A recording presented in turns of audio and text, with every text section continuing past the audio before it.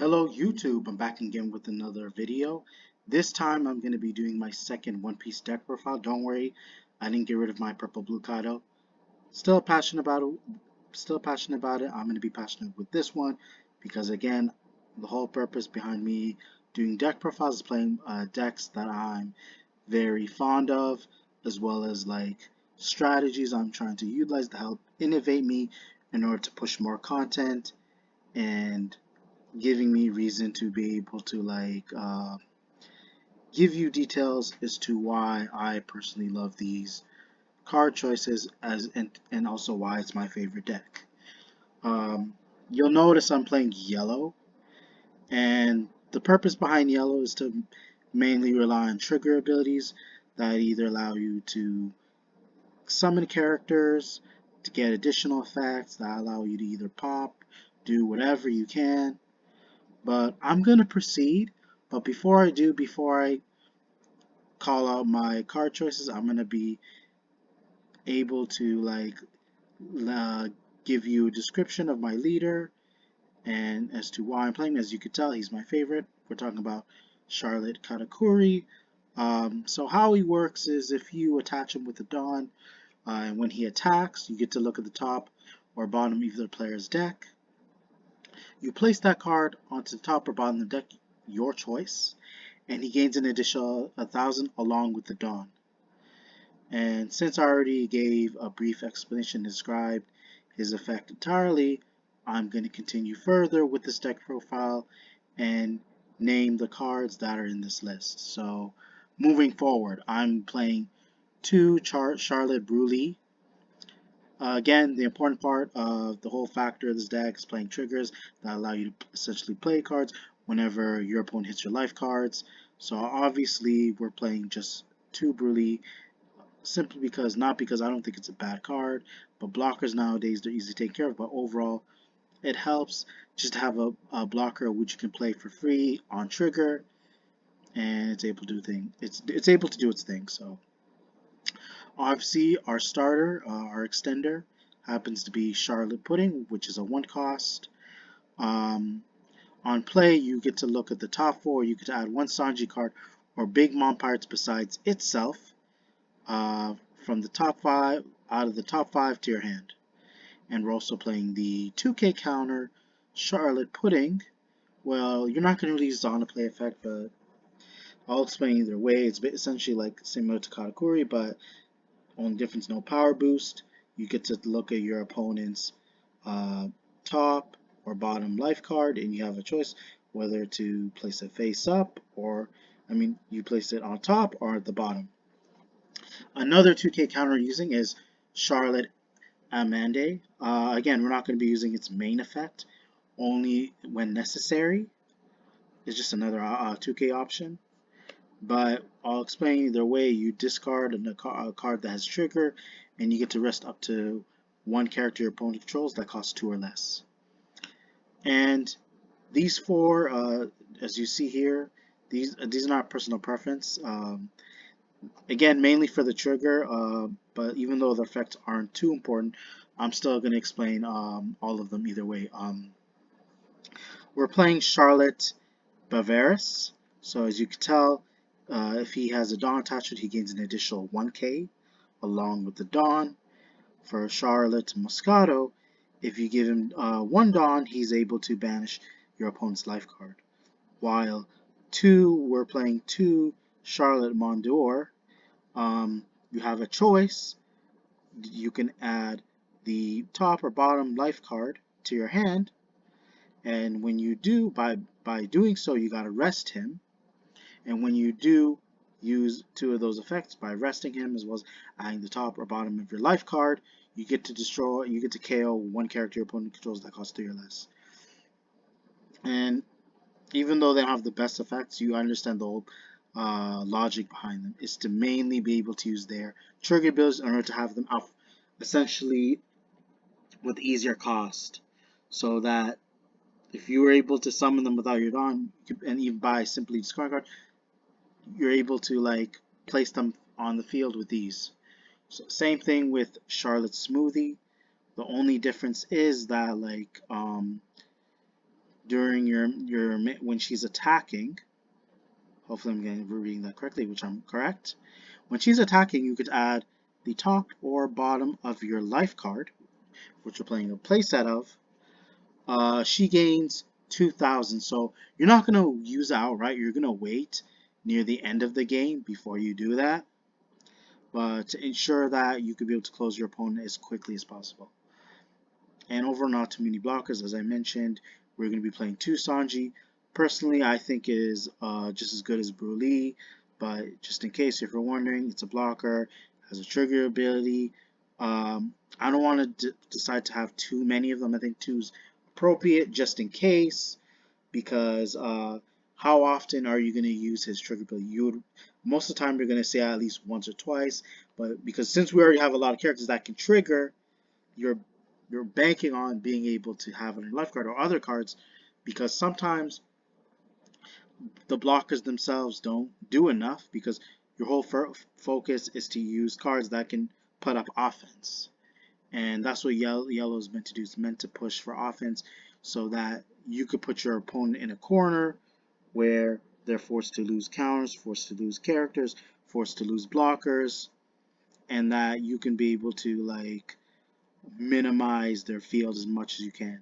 So the whole purpose is to simply make sure you overwhelm your opponent with powerhouse characters, with beatstick characters. Speaking of, and again has another trigger as well. It's a 2K counter. We're playing Satori. Um, this one definitely seems viable. There's always again, there's still a lot of alternatives, not to worry too much about. But being a 2K counter as well as trigger just helps. Simply the fact that if we don't have in hand and we have it on the life, you discard one, you get to play for essentially without having to use up your Dawn. Kiku Nojo, I feel like this is mandatory in almost every yellow deck. You have to play 4. Some you could choose to play 3, but the reason why I say this because although it has no counter, the whole purpose is that if whenever she dies or he dies, you get to place the top card into the top card of your deck to your life card, and on trigger, if your opponent has 3 or less life, you essentially get to play for free. And you want to be able to, so the more you reduce your opponent's life, the more times you get to special summon Kiku Nojo for free, essentially. And it just opens up for like a huge advantage. And she will help you pretty much turn around the duel with ease. So by having her out, not only will you be able to summon her for free, and whenever she dies, you gain extra life. So obviously we're just playing the 2 Katakuri. Maybe in the future I will cut it. Again, this is just my current build. There will be some updates later in the future, but we're just playing the 2 Rush Katakuri. So how he works is that, so let me read it closely. You get to look at the top of the life card from either you or your opponent's deck. You get to place it back on top or at the bottom of your opponent's life card, and when you do, if you have less life than your opponent, he gains rush. So that's the only way you can basically be able to exhibit the effect, is to make sure that if you don't have as much life, and that's where we're just playing too, because what are the odds that you're going to have less life than your opponent? Who knows? So, but we're going to be maxing out Gadatsu. Again, you're very strong removal. It's very strong going early game. But a lot of times, if you can't be able to use this effect, you're just banking on one of your triggers to discard him and basically be able to like summon one of your characters from your life, so that if you know his effect is usually, you always be able to save your down for more power to be able to hit your opponent's leaders, the characters. But if you know you can't use this effect, just keep him in hand just in case you want to discard him. But obviously, as you notice, I'm playing 4 Parasparrow. I was hoping to play the Searcher as well as the one the Trigger when it dies. But overall, it's still good enough as it is, because this is just my current build. But the whole purpose behind it is to be able to push your opponent and ram them as much as you can.